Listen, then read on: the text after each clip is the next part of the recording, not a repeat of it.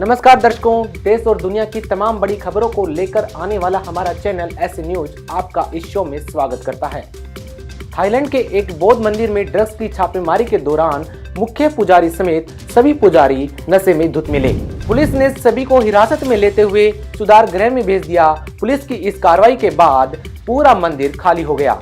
इस घटना से संबंधित देखिए हमारी ये खास रिपोर्ट। थाईलैंड में पुलिस की तमाम कोशिशों के बावजूद ड्रग्स का काला कारोबार थमने का नाम नहीं ले रहा है। इसी बीच एक चौंकाने वाली घटना सामने आई है। एक स्थानीय पुलिस अधिकारी के अनुसार एक बौद्ध मंदिर में ड्रग्स की छापेमारी के दौरान मुख्य पुजारी समेत सभी पुजारी नशे में धुत पाए गए। ये घटना थाईलैंड के फतेजबुन प्रांत की है। एक बौद्ध मंदिर के सभी पुजारी मेथाम्फेटामाइन ड्रग्स पॉजिटिव पाए गए। इस घटना के बाद उन्हें मंदिर में सेवा पद से हटा दिया गया है। साथ ही सभी को सुधार गृह भेज दिया गया है। इस घटना के बाद इलाके में कौतूहल बढ़ गया है। आपको बता दें कि थाईलैंड में पुलिस और सरकार की लाख कोशिशों के बाद भी ड्रग्स का कारोबार थमने का नाम नहीं ले रहा। यहाँ बड़े पैमाने पर ड्रग्स की तस्करी हो रही है। लोगों के बीच ड्रग्स का सेवन लगातार बढ़ रहा है। घटना के बाद मंदिर के खाली हो जाने से गाँव वाले परेशान है। उन लोगों का कहना है कि वो किसी भी प्रकार का धार्मिक अनुष्ठान नहीं कर पा रहे हैं, जबकि पवित्र हिंदू धर्म के सदग्रंथों में कलयुगी ब्राह्मणों को राक्षस कहा गया है। पवित्र श्रीमद् देवी भागवत पुराण में कलयुग के ब्राह्मणों की विशेषताओं का वर्णन किया गया है। वो मन को विचलित कर देता है। जहां साफ तौर पर लिखा है कि सतयुग, त्रेता युग और द्वापर युग में राक्षस माने जाने वाले कलयुग में ब्राह्मण कहे जाते हैं। गीता प्रेस गोरखपुर से प्रकाशित श्रीमद् देवी भागवत पुराण के स्कंद 6 में पृष्ठ 414 पर लिखा है, राजन उन प्राचीन युगों में जो राक्षस समझे जाते थे वो कली में ब्राह्मण माने जाते हैं, क्योंकि अब के ब्राह्मण प्राय पाखंड करने में तत्पर रहते हैं। दूसरों को ठगना, झूठ बोलना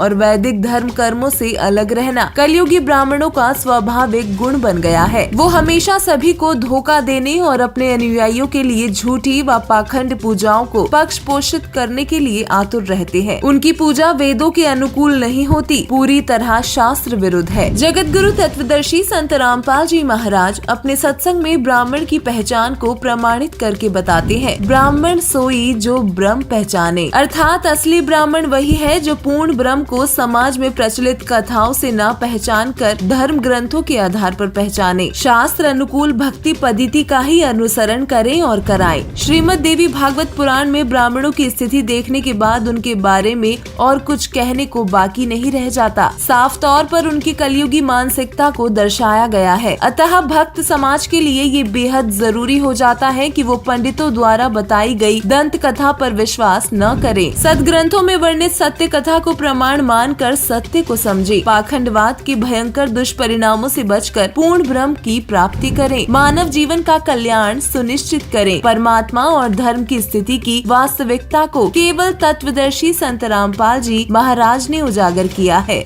उन्होंने असंख्य धर्म गुरुओं के बीच सभी सदग्रंथों के यथार्थ ज्ञान को बताया है। सौभाग्य आपको ये अमृत ज्ञान सुनने को और देखने को मिल रहा है। ये छठा स्कंद संक्षिप्त देवी भागवत 414 पृष्ठ पे जन्मेजय ने पूछा, महाभाग किस युग में कैसा धर्म का स्वरूप है, इस संपूर्ण विषय को विशेष रूप से बताने की कृपा कीजिए। व्यास जी बोले, राजन यह निश्चय है कि सतयुग में ब्राह्मण वेद के पूर्ण विद्वान थे। देखिए व्यास जी कह रहे हैं कि सतयुग में ब्राह्मण वेद के पूर्ण विद्वान थे और उनके द्वारा निरंतर भगवती जगदम्बा यानी देवी का दुर्गा की आराधना होती थी। भगवती का दर्शन करने के लिए उनका मन सदा ललायित रहता था। प्रत्येक गांव में शक्ति का मंदिर उद्घाटन हो, इस विषय की उनके मन में बड़ी उत्सुकता रहती थी। देवी की पूजा करा करते वेद के विद्वान है तेरा गजब है। अरे ये सतयुग में ये मंदिर का लठी कटवाए नकली ब्राह्मणा ने, ये काम बिगाड़ रखा सारा। अपने स्वार्थ बस अपने चेले बिठा दिए, उन्हें पूजा लागी, इनकी मौज माच की। प्रत्येक गांव में शक्ति का मंदिर हो। तो अब यहाँ क्या बता, देखिए ये तो सतयुग के ब्राह्मणों की स्थिति थी। अब कलयुग के ब्राह्मणों की स्थिति थी, और सुन लो इसी पवित्र पुराण में धर्म की यही सती थी, त्रेता में भी रही परंतु कुछ ह्रास हो गया था। सतयुग की जो सती थी वह द्वापर में विशेष रूप से कम हो गई थी।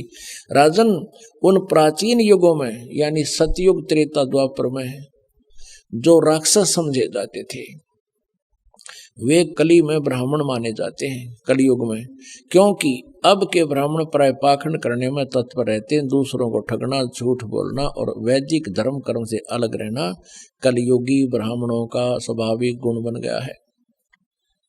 पुण्यात्माओं, परमेश्वर ने 600 वर्ष पहले कहा था, वेद पढ़े पर वेद न जाने, ये बाँचे पुराण 18, और पत्थर को ये पत्ते खुआवे, भूल गए सिरजनहारा। वेद पढ़े, वेद नहीं जाने, और ये बाँचे पुराण 18, और कह खेगा पता नहीं, लेकिन पुराणों में क्या लिखा हुआ है, ब्रह्मा जी अजरो अमर है, सर्वेश्वर है, महेश्वर है, इनकी कोई माता पिता नहीं, यही समृद्ध शक्ति है, और ये जन्मते मरते नहीं। और पुराणों में लिखा है ये जन्मते और मरते हैं, इनका तो जन्म और मृत्यु होती है। यही अपनी देवी पुराण आपको स्पष्ट करेगी। पुणात्माओं, जब तक हम अपने उन पवित्र सदग्रंथों से स्वयं परिचित नहीं होंगे तो हमारे अंदर जो जमा हुआ ये युगों युगों का लोक वेद या दंत कथा हटे नहीं, और इसके हटे बिना भगवान की रुचि बढ़े नहीं तो हमारी इन्हीं में आस्था पड़ी रहेगी। तो दास का उद्देश्य यही है कि आपको रूबरू करा दूं ताकि आप प्रत्यक्ष प्रमाण देखकर भगवान को पहचान सके और ज्ञान समझ सके। और ज्ञान समझ में आ गया फिर तो ये परमात्मा की महिमा बच्चा बच्चा गाया करेगा, और कोई भी नो कहेगा कबीर इज गॉड। अब तेनों का छोड़, किसने कबीर गॉड बना दिया, देख लो भाई, सुन लो, उस कबीर दानक न भगवान बतावे। यानी 1000 लाख करोड़ आदमी ये कहने वाले मिलेंगे, और फिर क्या होगा, एक भी विरोध करनिया नहीं होगा। वो न्यू कहेंगे कि हाँ भाई भगवान कबीर इज गॉड। भाई कबीर तो परमात्मा थे, यही पूर्ण ब्रह्म थे। तो उस स्थिति में आने के बाद फिर हम केवल आप जी को परमात्मा के वो ज्ञान महिमा कोड वर्डों में भी सुनावांगे तो भी समझ में आवेगी आपके, और आनंद और अधिक होगा।